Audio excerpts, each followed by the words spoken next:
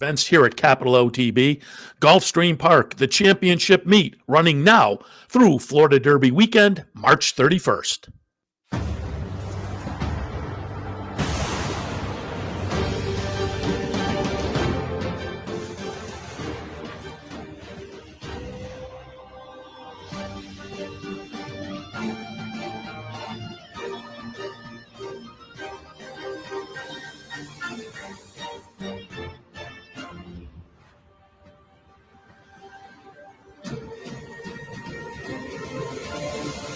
Broadcasting live from the Capital OTB studios, this is Racing Across America with Seth Merrow.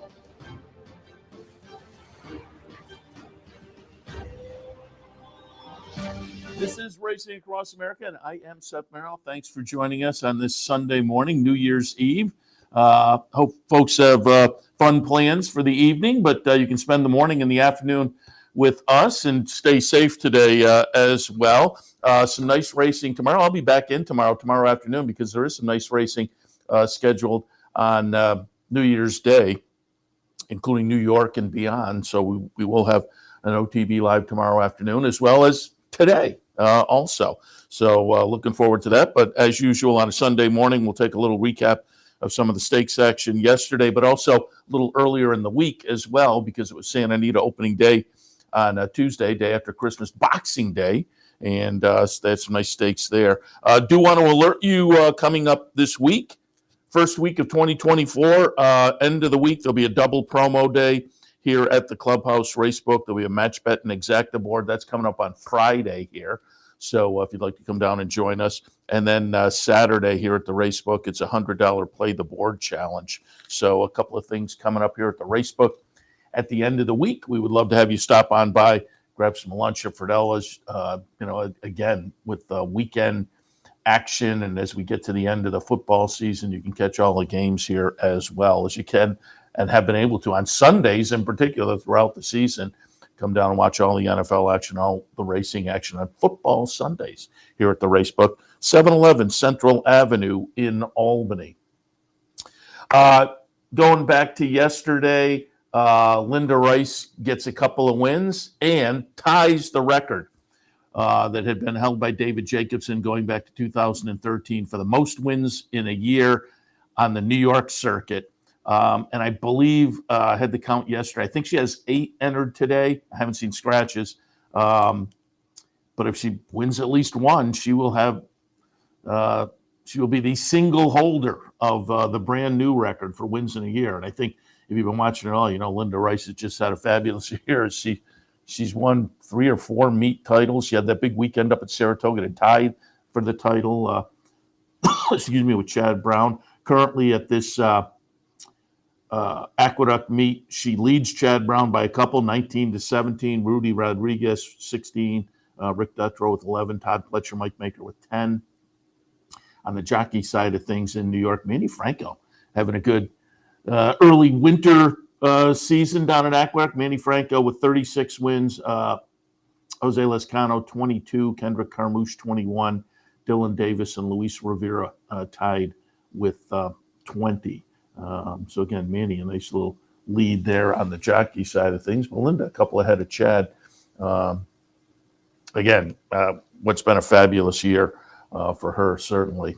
All right, let's get to it. Some of the action, as I say, going back to Tuesday, day after Christmas, traditional opening day at Santa Anita, and traditionally they have a nice stake schedule. They did again this past Tuesday.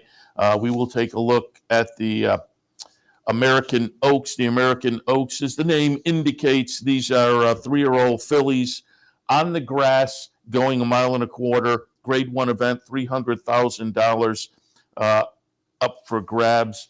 And it will be Anisette getting it done in here, the number 2 horse. Had started the career in Europe and had shown some promise, and then comes over to the United States and shows promise over here as well. 5 starts in the United States this year before this race, and she's the number 2. Anisette is, I I'm thinking this is the stretch the first time, so we're gonna watch a little more of the race than I anticipated, but that's okay. 1.25 miles. Anisette, as I say, came into this year 3 wins and a couple of seconds in 5 starts, and then adds this race to her resume. Earlier this year, she had won the San Clemente, a Grade 2, and the Del Mar Oaks, a Grade 1. So the race on Tuesday managed to put another Grade 1 on her resume. She comes out of this race with a 90 buyer, and she's the number 2 horse here. So you're going to see at 3 to 5. She makes a nice run in the stretch. The article in the Blood Horse, I am quoting here, said that this effort proved beyond any doubt that she is the best 3-year-old turf filly. So I don't know whether everybody agrees with that, but a couple of Grade 1s on the resume again, having won this one, and with a solid 90. And I'm just looking, that's it right in her wheelhouse. Won the Del Mar Oaks with a 91, so she comes out of a 90 with the win on Tuesday. Trainer Leonard Powell said likely she's going to get a break, and they'll have the May 27th Grade 1 Gamely as a goal for her, as she will turn later tonight to a 40-year-old, but it caps a nice 3-year-old season there on Tuesday with the win in the American Oaks. Anisette, field of 5, she winds up the chart margin just under 2 lengths, length and 3/4, again as the 3 to 5 favorite at Santa Anita on Tuesday. Moving a little bit later on that Tuesday card, it was the San Antonio Grade 2 event for the 3-year-olds and up, going 8.5 furlongs. We are going to take a look here at number 4, New Grange, getting it done. A horse that has certainly put together an interesting career coming into Tuesday. 5 wins in 11 starts and over $750,000, was coming out of a 3rd place finish at Del Mar in the Native Diver. New Grange is going to be the number 4 horse. Irod Ortiz in Southern California on Tuesday for the win. And a solid win number-wise, certainly a 99. That was a lifetime best buyer number for New Grange. Closing in on $1 million in earnings. Trainer said the San Pasquale on January 27th is likely. And New Grange, I mentioned the trainer, trained by Phil D'Amato. Phil D'Amato also won the Grade 2 San Gabriel a little earlier on the card with Easter. So it was a nice graded stakes day, a couple of Grade 2 events for Phil D'Amato on the Tuesday card with New Grange and Easter. And again, New Grange looking pretty good in there with, again, lifetime best buyer number. As I say, came into the race $760-some thousand, the better part, so adds 120. So now we're about 880, 890. So closing in on millionaire status for New Grange. Also on Tuesday out at Santa Anita, it was the Malibu, and these are the two. The Malibu and the La Brea are kind of, I mean, it was a nice stakes card all around, but the two that, at least for me, are most interesting because they kind of offer some nice graded potential for the 3-year-old males and females. On the male side, it was the Malibu Grade 1 event, $300,000 up for grabs, 7 furlongs, and again, a late season 3-year-old restricted race every year. And we mentioned it yesterday in the Handicappers Report, Anthony Mormino and I. Speedboat Beach has just had a kind of it was a funny career if you look at the resume, and wraps up the 3-year-old season with a Grade 1 win. Speedboat Beach, trained by Bob Baffert for his longtime client Mike Pegram and others. Speedboat Beach, the number 3 horse, wins by a length and a half as the 8 to 5 favorite. A 101 buyer, solid number, not a lifetime best. He had before that, 3 triple-digit buyers that were higher, but the 101 is pretty solid. Final time 121.70. This was the 6th win in the Malibu for Bob Baffert. That ties him with Richard Mandela for the record. That's a pretty good number for a Grade 1.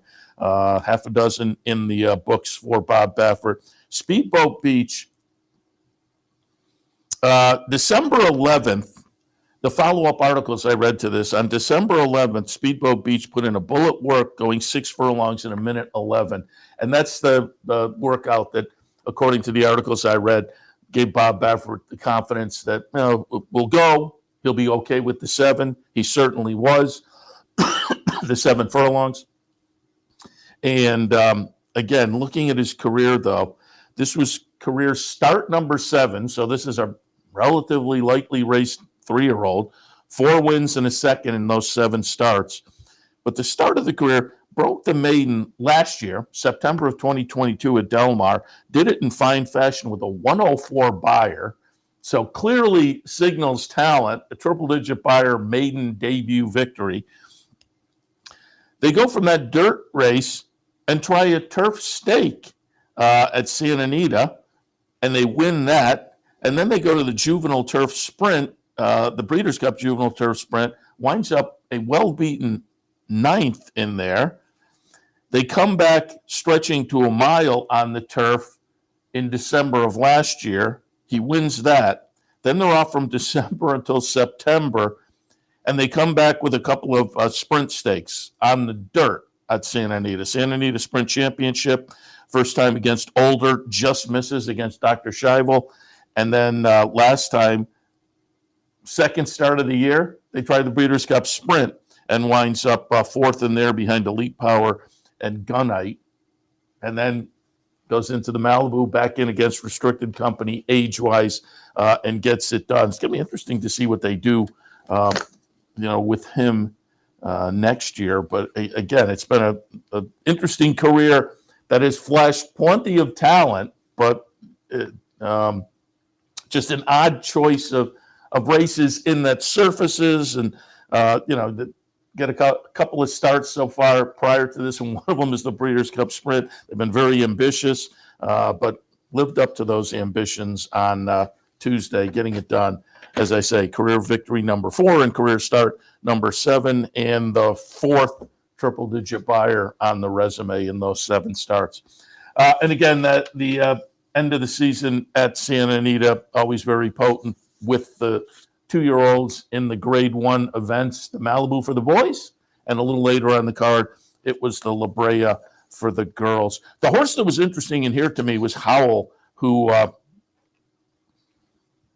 we had talked to Brad Cox a couple of weeks ago on the show about Howl, who in 2 starts had 2 wins, broke the maiden at Keeneland in October. And then you don't see a lot of Brad Cox horses go over to Laurel, but this one went over to Laurel and tried a little stakes race to Safely Kept and won that. So it was 2 for 2 at 6 furlongs and 7 furlongs. And when we had Brad on, whatever it was, 2 or 3 weeks ago, he said, I think I'm going to try her in the La Brea. Sure enough, he did. And she went off as the 8-5 favorite. Unfortunately, Howell disappoints, running 8th in the field of 9. The winner turns out to be in a ding-dong finish, Daddy's Ruby over Big Pond. Big Pond, Frankie Dettori on board. But Daddy's Ruby is going to be the number 2 horse here. And as I say, is just going to hold off Big Pond. The eventual chart margin is a nose. 84 buyers, so the buyer doesn't necessarily jump off the page. But, again, it's a nice gutsy victory for Daddy's Ruby. And it was also victory number 5 in start number 6. So Peter Miller has a nice little runner here. This was the stakes debut. The prior 5 races had been a maiden breaker in the career debut, and then some optional claimer non-winners of 1. And as a Calbred, was able to kind of bounce around and actually in those conditions pick up a number of victories, obviously. Had tried the turf a couple of times, once successfully, mostly on the dirt. This is the kind, it's a Calbred, it's a filly who has shown some ability on the turf.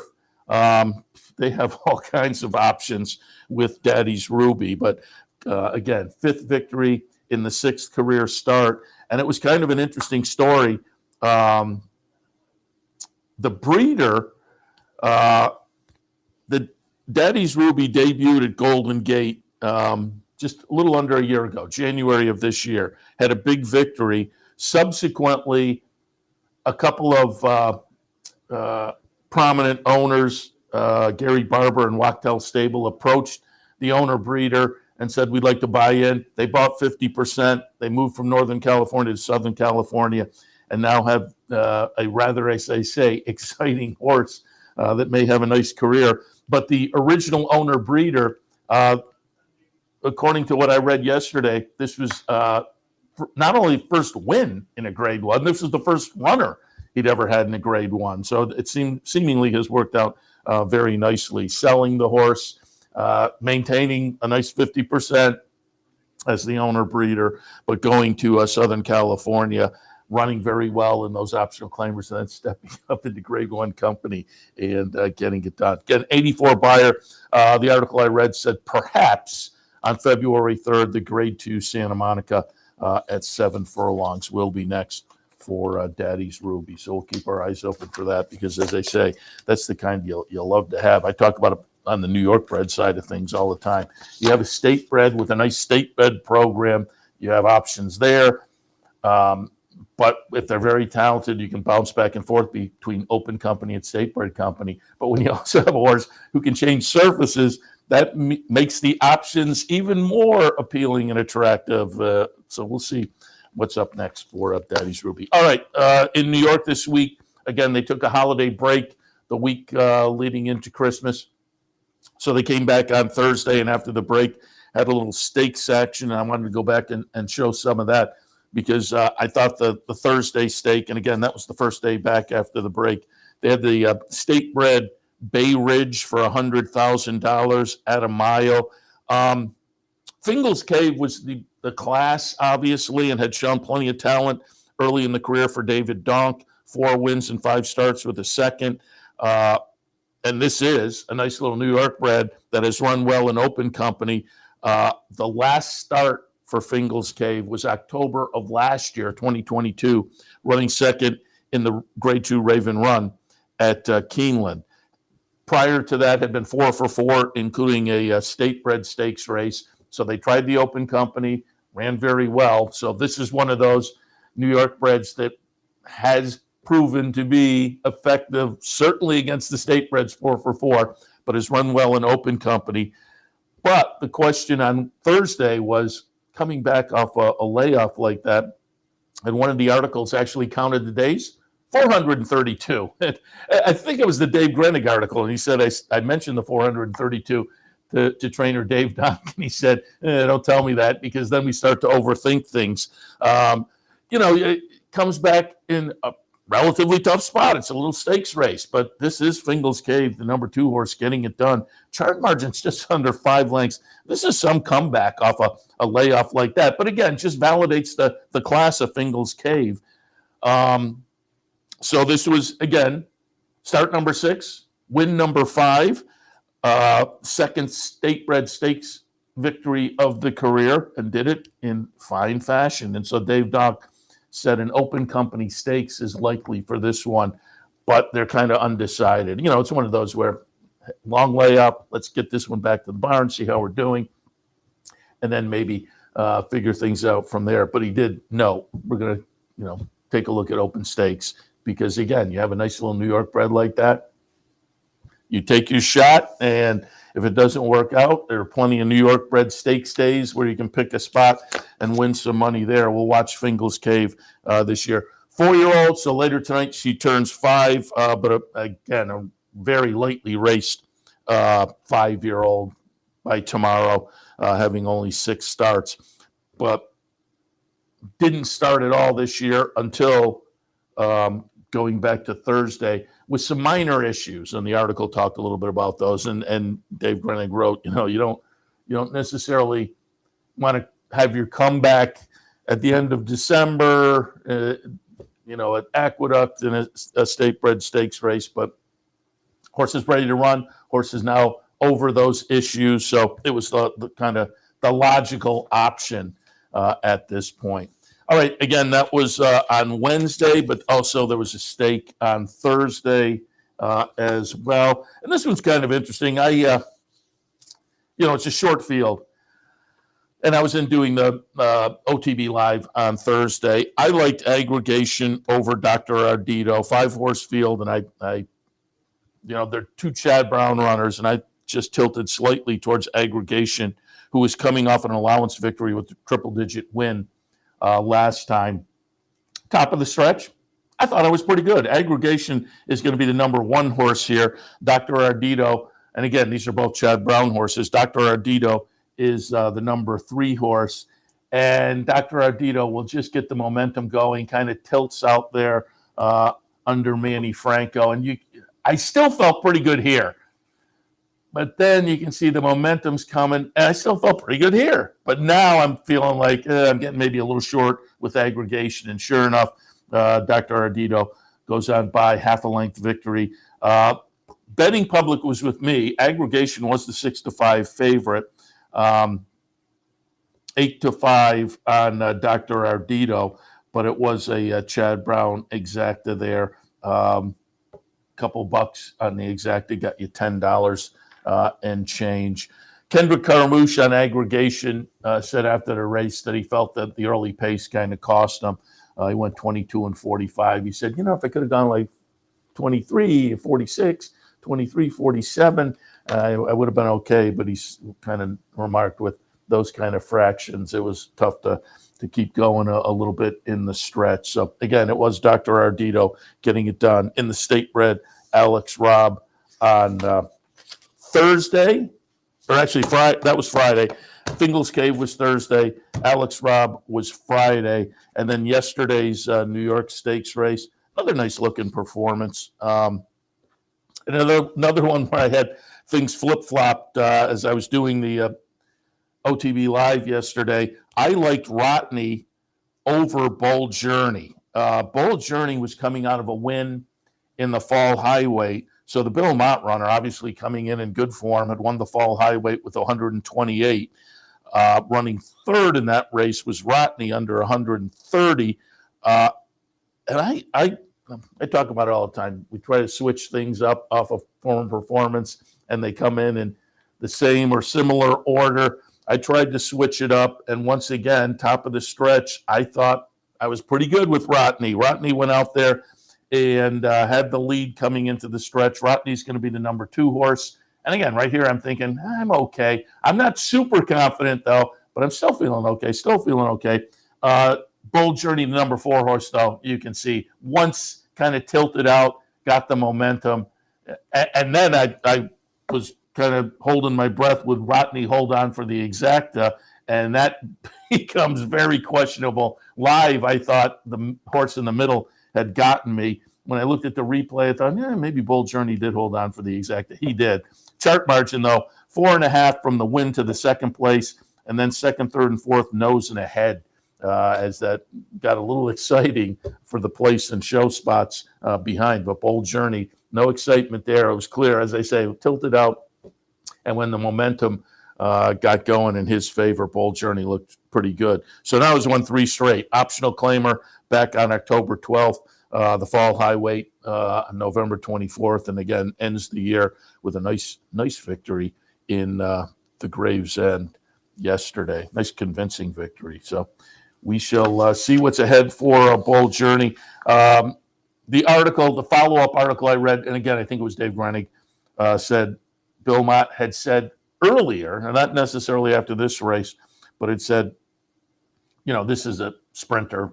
That's the game plan, 6, and you can kind of see that on the record, and you can see that looking at the resume. And so we'll just see what's up next as far as sprint races for Bold Journey. All right, we will take a break. When we come back, there was a nice stakes day yesterday at Gulfstream. There were also some interesting stakes. We previewed the 2-year-old stakes at Laurel. We'll take a look back at those as well. There was also a stake over at Oaklawn yesterday, so we'll hit on all of that when we come back as Racing Across America continues on this New Year's Eve edition. Stay tuned.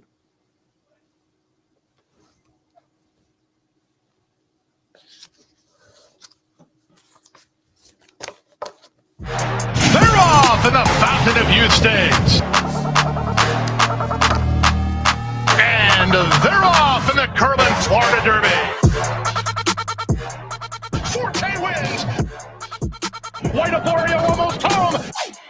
Lundquist is still unbeaten. Orb and John Velasquez have won the Florida Derby.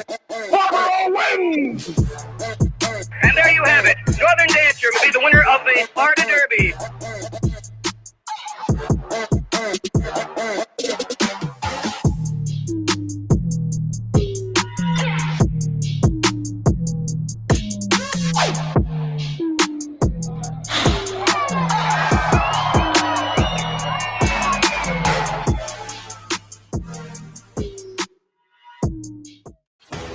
Sometimes it pays to go with the flow, to check your worries at the door, to reconnect with your crew, to follow the thrills and the flavor, to roll with it and see where it takes you, to enjoy every minute to its fullest, and to dance like there's no tomorrow. You can do that here at Rivers Casino and Resort Schenectady, where the good times flow. 2 5s in that countdown. I'm getting out of the control room.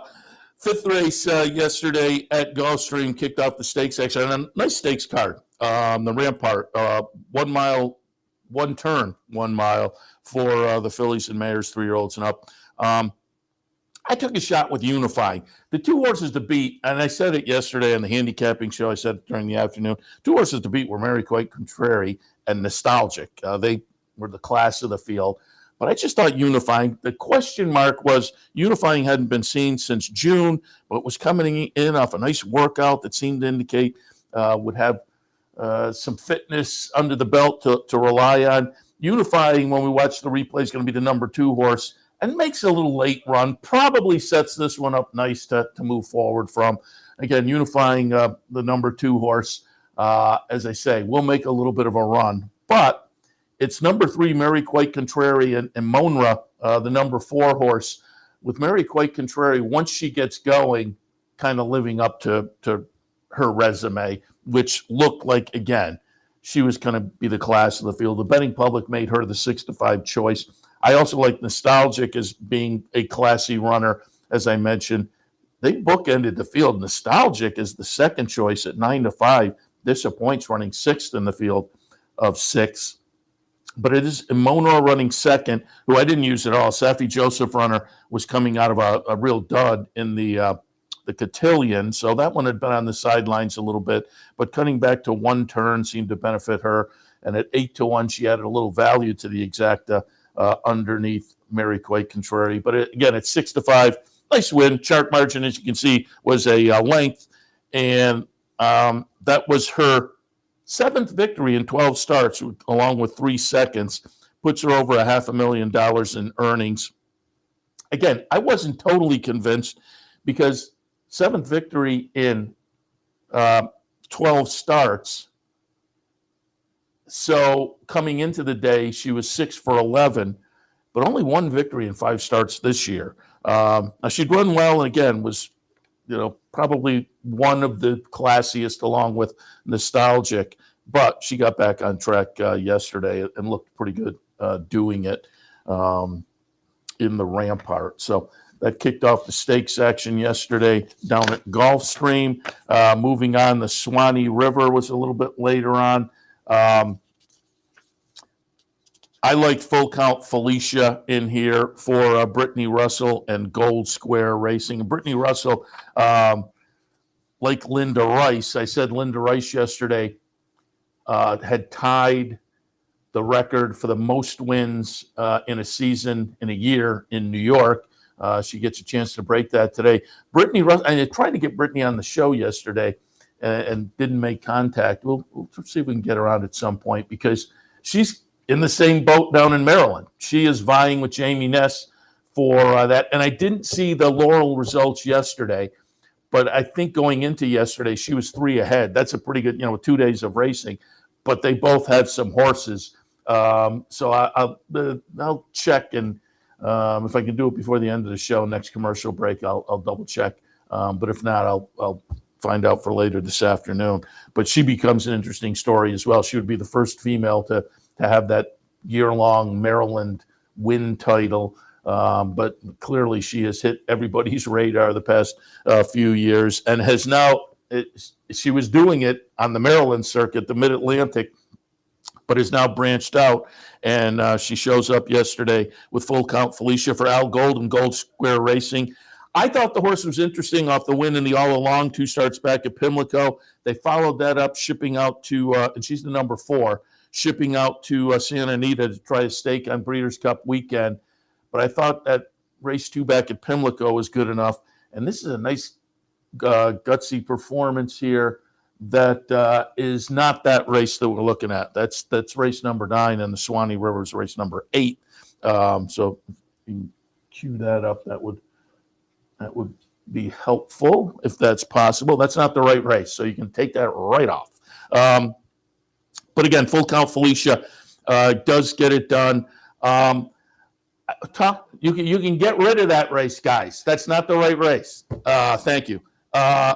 We talked yesterday with Samantha Perry, and she liked Accomplished Girl. Accomplished Girl winds up second in the race. But as Samantha said, you look at the record of Accomplished Girl, plus the 58 bullet workout leading into it, you had to expect Accomplished Girl was going to go out and try to take the lead and maybe take the lead and take them all the way around. That's not the way it worked out. Accomplished Girl makes a nice late run and winds up completing the exacta, kind of flipping the pace scenario on its head, but she still ran well regardless, but not as well as Full Count Felicia, who gets it done under Irod Ortiz. So it's Full Count Felicia over Accomplished Girl. You got an exacta there, like $21 and change. So nice performance there from that one. 4 years old, now she becomes 5. That was her 5th victory in 5 career. That was her 5th victory in 14 career starts. So we'll see what's ahead for Full Count Felicia from Brittany Russell and, as I say, Al Gold. All right, a little bit later on, it was the Harlan's Holiday. I had this one labeled as a competitive event at the top of the page. I like New York Traffic, and you're going to see a quirky run from New York Traffic. New York Traffic started the career with a lot of promise, and at some point they decided more of a sprinter. So you go 8 races down the page, has been sprinting. Now they stretched to 1 mile and a 16th yesterday in the 3rd start of the year. And I thought this horse was interesting and maybe a classy matchup with this bunch, and maybe the speed of the field. And sure enough, New York Traffic does go out and makes the early lead, and then fades, and you kind of feel like, okay, New York Traffic's done. New York Traffic is the number 2. But then in the stretch gets going, and even Safi Joseph in post-race comments said, right about here, I thought, oh, we're going to win. And then he just flattens a little just late. But it winds up to be the other Safi runner, number 6, O'Connor, winning. Number 3, Grand Aspen, runs 3rd. But a nice run there up the rail to get it done by a neck. Grand Aspen, as they say, 2nd. Tyler Gaffleone was on board, the winner. But again, New York Traffic, on the first stretch out in a long time, it was a kind of a quirky race because, again, around the turn, you thought, he's going to fade right out of it. And then it gets going again. And there was, 5 or 6 strides where I thought New York Traffic was going to manage to get it done. And then, as I say, just flattened a touch at the end to open it up for the barnmate, O'Connor. O'Connor lost this race last year as the favorite, wound up running 4th in there as the 6-5 choice. So Safi said, well, we kind of got the win in the race a year later, made up for that. O'Connor was coming out of a win in the Fayette at Keeneland in the prior start under Gaffleone. Gaffleone on board again yesterday, and kind of follows that up and validates it with the nice win. Safi indicated probably this is thought of to be a prep for the Pegasus, and Safi said that's probably the game plan for O'Connor, and probably also, depending on invitations and whatnot, the game plan, they would take the shot likely if they get the opportunity with New York Traffic as well. And I thought they both ran nicely, as they say. It was, I had used New York Traffic, so I was rooting. It's one of those where I'd kind of given up as they turned into the lane. But again, if there was 5 or 6 strides where I thought, oh, okay, I'll take the comeback win, but just couldn't quite do it. But a nice win from O'Connor there. And again, both of those Saffy runners coming out of good efforts, likely headed to the Pegasus. Also on the card yesterday, it was the Fort Lauderdale 3-year-olds and up on the grass at 9 furlongs on a turf course that was listed as good. Happily, they got back because a couple of days this week there was no turf racing with, again, some wet weather down there. Hopefully things have turned the corner because it's been a couple of weeks of some wet weather and off the turf days down at Gulfstream. But again, they managed to get most of the turf races on. A couple of the early turf races were off yesterday, but certainly the turf stakes were on, including the Fort Lauderdale. I liked Running Bee in here and had Samantha Perry on yesterday. She liked Running Bee for Chad Brown. As I was watching the signal yesterday, our colleague Brian Nadeau liked Running Bee. Running Bee, promising 4-year-old, late in the 4-year-old season for Chad Brown, had showed some promise and then had a layoff from October of last year until November of this year. And the Aqueduct comeback kind of signaled, Running Bee's going to be okay. It was left from the 9 post and just couldn't get position into the turn. And John Velasquez on Stone Age was not letting, he was sitting in the 2 path and was not letting Running Bee get a good position going into the first turn. And so that kind of knocked Running Bee into a bad spot. Running Bee's the 9 chicklet. You can see not much there. It winds up to be a little bit of an upset here with 4 main event getting it done at 11-1, King Max the 5 at 17-1, and Jerry the Nipper runs third at 9-2. But again, it was 11-1 over 17-1 for a buck. The exacta was just under $170. So a little bit of an upset in there for main event. Main event's a horse that I did have down at the bottom of my mix, George Weaver trainee, that was coming off a win in an optional claimer up at Aqueduct. So there were some things to like there. King Max, I didn't have, but it was another one that you could have certainly made a case for. It was a fun race. It was kind of a competitive race. And, the winners, the first 2 were horses that, again, if you looked up and you looked at the odds, you could have made a case for those 2. Running Bee, we'll see. Running Bee winds up 8th in the field of 9 as the 6-5 choice, and now has kind of run 2 duds in the only 2 stakes tries on the resume. Most of the other races have been pretty good. So now it's a kind of a class question mark. We'll see what Chad Brown does with Running Bee. Again, a 4-year-old turns 5 by tomorrow, and this was only the 7th career start. So we'll see what they have planned. It wouldn't surprise me to see some kind of a confidence builder spot picked for next time. It just seems like you look at the resume and the 2 stakes races just jump out as being aberrations. And is it just that class is too tough? Or I'll be intrigued to see what Running Bee has up in the next couple of starts. The winner, main event, ridden by Javier Castellano. And again, the follow-up article noted that was his 30th stakes win of the year, his 18th graded stakes win of 2023, which of course includes the Derby with Mage, the Belmont and the Travers with Arcangelo. So Javier Castellano has had a very good year and is going to make that Eclipse Award for jockey very intriguing. Main event himself, George Weaver, came out and said likely points to the Pegasus turf for that one. All right, as I said, there were some stakes at other venues yesterday as well, and we'll take a look. First up at Oaklawn, the Poinsettia, $150,000 up for grabs for the ladies sprinting a quick 5.5 furlongs. Field of 7 entered in here. The favorite was number 1, High Class, going out for Steve Asmussen, coming off a couple of victories up at Churchill in Allowance Company and Optional Claiming Company. In the career High Class, 8 starts prior to yesterday, 8 starts, 3 wins, a second and a third. And you can see here High Class took them all the way around. Now it gets a little questionable late as the number 7 Shandana comes up. Chart margin is going to wind up to be a length. In third, it's I'm the Boss of Me.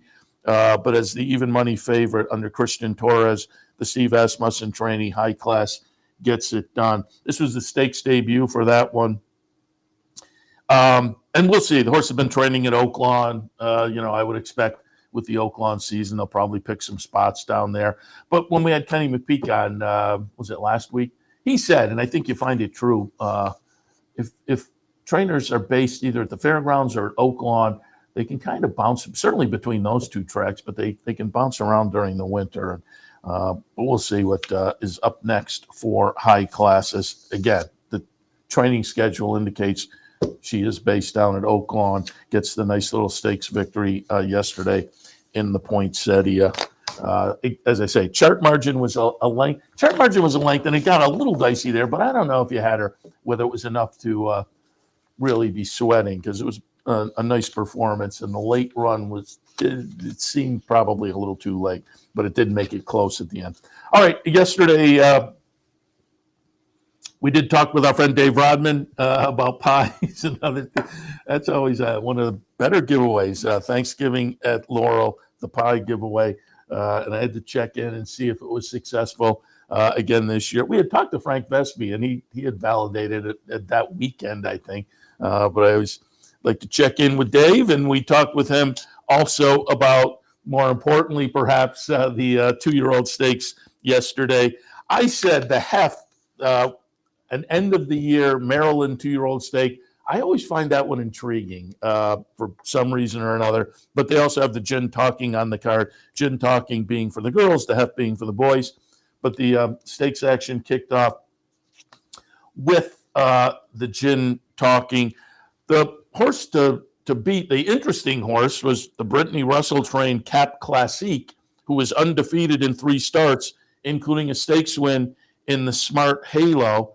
As we were talking, though, yesterday with Dave Rodman, I said, Carmelina comes in for Butch Reed, who has been a little bit interesting in the past couple of months, moving his horses out of his Parks base, including stakes win, 2-3 weeks ago up in New York with that move. Carmelina came in from the Parks base, having won at Penn National, a little Pennsylvania-bred stakes race, and Carmelina goes off as the 2-1 second choice, as Cap Classique, the undefeated runner for Brittany Russell, was the even money favorite. But Carmelina gets it done on the front end all the way around for the familiar Cash is King silks. Cap Classique is grinding and trying, but just not able to close ground. Chart margin winds up to be a pretty convincing couple of lengths back to third for Money Grab running third. But Cap Classique, the undefeated horse, has the record, the streak broken. Still a nice little second place performance, but a very nice win for, again, the Pennsylvania-bred Carmelina. Win number 4 in start number 6 for that one. Had started the career with a nice debut victory at Parks. And off of that, they got ambitious, and they came up and they tried the Schuylerville early in the Saratoga meet. Showed some punch early before fading, but that was ambitious. And then they go back to Colonial, and they tried a state-bred stakes race there. And I would be interested, this was Colonial, it's listed as state-bred. I didn't look up because this is a Pennsylvania-bred, Colonial is Virginia. So I'd be interested to see what the conditions actually were of that Colonial race. But it was a little stakes race at Colonial. She wins that, then goes to the turf and tries the Salima at Laurel at 1 1/16. Shows early punch there before fading. Back to Pennsylvania for that stakes race at Penn National, state-bred stakes race, and wins that. And now over to win against Open Company at Laurel yesterday in the Gin Talking. So Butch Reed has a nice little 2-year-old, very soon to be 3-year-old filly, Carmelina, that, again, he has taken some shots with, including right up here at Saratoga. So intriguing to see what he has in store for her in the 3-year-old season. And as I say, also on the card yesterday, the heft, the interesting the interesting horse in here for me was Great Opportunity. Brittany Russell trainee for Mike Rapoli. And we mentioned it yesterday when Brittany Russell started to hit the radar and do very well down in Maryland a couple of years ago. She was attracting some prominent owners. Michael Dubb has had horses with her. Mike Rapoli, Great Opportunity, who was a career debut winner back on December 3rd. Great Opportunity. The second choice yesterday at 8-5. Catahoula was the 4-5 favorite. Catahoula Moon, coming out of a second in the Maryland Juvenile, but had plenty of nice experience and nice stakes experience even. A little surprised that one wound up to be the favorite, but Catahoula Moon was the favorite at 4-5. However, disappointed running 6 in the field of 7. Great Opportunity. Again, the Brittany Russell, Mike Rapoli runner. Second choice at 8-5, going to be the number 4 horse here. Winds up second, but a well-beaten second. Sweet Sadi J. A horse that we mentioned yesterday with Dave Rodman. He pointed it out. This was an interesting horse. 2 starts back had run in the James Lewis right here at Laurel, running 4th. And then they shipped down. I think it was opening day at Oaklawn on December 8th. Tried the Advent and was well beaten down there. But you kind of have to like the ambition that they went from Laurel down to Oaklawn, back up to Laurel. And it turned out to be a productive move yesterday at a generous 3-1 on the morning line. Wins at a generous 8-1, $18 and change for Sweet Sadi J. Nice little Kentucky bred now with the second stakes victory on the resume, as this one in the second career start back in September had won the Timonium Juvenile. So again, I always find the horses that come out of this to be a little bit intriguing watching going forward, and we'll see what the game plan will be with Sweet Sadi J. That said, Great Opportunity. Again, 6 lengths back in second, but a couple of lengths ahead of the third place finishers, and it was only the second career start for the Mike Rapoli runner. So Great Opportunity, probably worth keeping a little bit of an eye on it as well and see what they elect to do going forward with that one.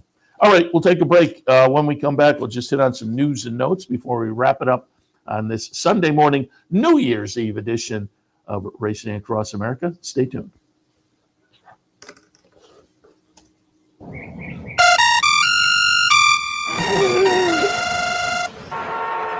Come on. I want sales reports on my desk by Monday. Whoops. My bad. Love racing? RTN brings you every live simulcast on your home television, plus live video streaming and race replays on your PC and mobile devices. To order, visit rtn.tv. RTN, a breed apart. What if there was a way to become a better horse player, to have a better knowledge of the game, to be more successful? What if there were a way to take what you've learned, what you know, and make better decisions, better choices? In horse racing, knowledge is a powerful tool. Race results and replays, past performances and live streaming, wagering from all your digital devices. Capital OTB. Become a better horse player. Birdstone is an outside front. They're coming down to the finish. Can Smarty Jones hold on? Here comes Birdstone. Birdstone surges past. Birdstone wins the Belmont Stakes. In front, but here comes High Chaparral. High Chaparral, the defending champ, to take it to Bob. These two arch rivals head to head with Joe Hart bearing down on them. It's going to be a 3-horse photo finish to the turn. Here's the wire. Photo finish. Did look up the Brittany Russell stats in Maryland at Laurel yesterday. She had one winner. Jamie Ness did not have a winner yesterday. So I believe she's 4 ahead now in that battle. Again, for the year-long win title in Maryland, she would be the first female to do that. So it looks like she's in a pretty good spot here going into the final day of the year. Brittany Russell. And I'm just looking. Jamie Ness has 8 runners in there. And Brittany Russell has today. She's only got a couple. So I suppose it could get a little bit interesting in here. We'll see how it plays out today at Laurel. Again, a 3-win lead is seems pretty good, but with the numbers, it's not over till it's over, as it were. Did want to also pull up some numbers going into the New Year's Eve, the last card of the year. The national leaders, and again, some of these numbers will play into potential Eclipse Awards as well. On the jockey side of things, I mentioned with the stakes year Javier Castellano has had, he's going to be an interesting player in the Eclipse voting. That said, jockey numbers nationally this year, going into the last day of the year, Irod Ortiz with a solid 365 wins. Paco Lopez is second with 275, so a 90-win lead as far as the jockeys. Tyler Gaffleone, 270. Luis Saez, 251. Jose Ortiz, 248. And I'm just looking. Castellano has 146 wins. So, he's over 200 behind on the number of wins. Castellano, however, 19 million with the stakes wins, 19 million in earnings. That said, Irod Ortiz with 39 million in earnings leads that. So he leads the number of wins and earnings. So he's going to attract a lot of attention, certainly. But people have talked most of the last portion of the year of how well Castellano has done on stakes victories and important stakes. But again, Money One, it is Irod Ortiz. Tyler Gaffleone sits second on the Money One list with 29 million. Flavien Prat, 26. Luis Saez, 23 million. Jose Ortiz, 22 million. Over on the trainer side of things, as far as number of wins, Steve Asmussen on top with 375, Jamie Ness with 347, Brad Cox 264, Anthony Ferrier 185, and Carl Broberg 210. So Steve Asmussen a clear lead in that category of just under 30. And I'm just switching now to the money. As far as the money one, Brad Cox is on top there with 30 million. Steve Asmussen, 27 million. Todd Pletcher, 26. Chad Brown, 25 million. Bill Mott, 17 million. So Brad Cox on the lead on the money one. And again, I got my Eclipse information within the last few days, and I believe your ballot has to be in by Wednesday, I believe. And then, of course, we will have a list of finalists coming out shortly after that, and then right around the corner, the Eclipse ceremony itself, where we will unveil the winners. Where some of the categories this year are still a little bit up in the air. Some of the Arcangelo seems like a done deal on the 3-year-old side of things. There are a couple others. Cody's Wish or Way to Barrio. Idiomatic for Horse of the Year. That is going to be an interesting category to see how that all shakes out. And on the human side of things, I think potentially interesting as well. But right around the corner as we are at the end of the year now. So ballots go in within the next couple of days. Then we'll hear the finalists, and then we'll wait for the actual ceremony itself to shake things out.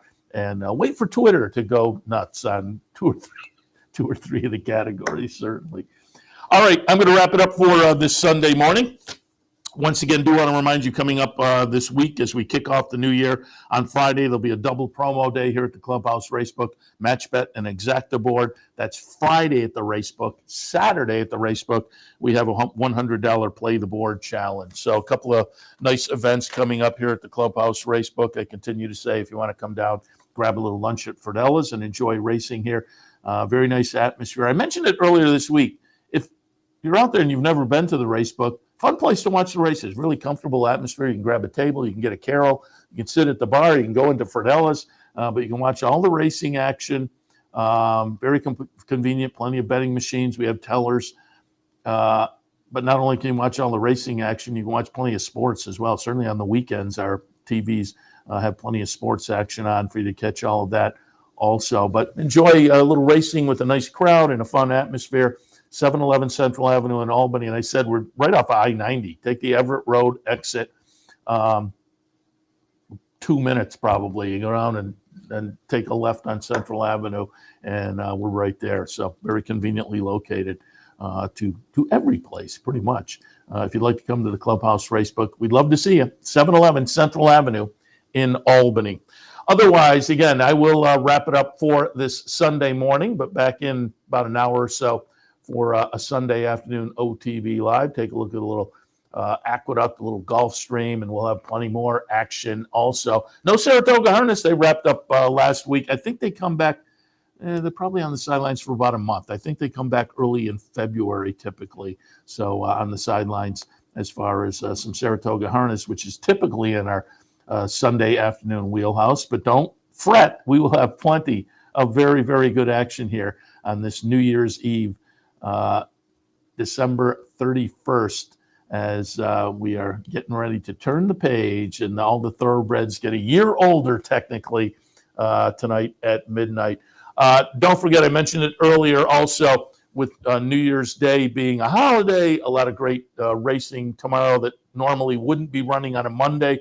And because of that, I'll be in tomorrow as well with OTB Live. So mark that on your calendar also. All right, wrapping it up for a Sunday edition of Racing Across America. Seth Merrow in the studio wishing you a very happy New Year. And again, have some fun tonight if that's your game plan, but certainly stay safe. That's key. Otherwise, enjoy the rest of the day here on the network as we'll play along this afternoon and have some fun. So wrapping it up and inviting you back in about an hour or so for OTB Live on Sunday afternoon. We'll see you then.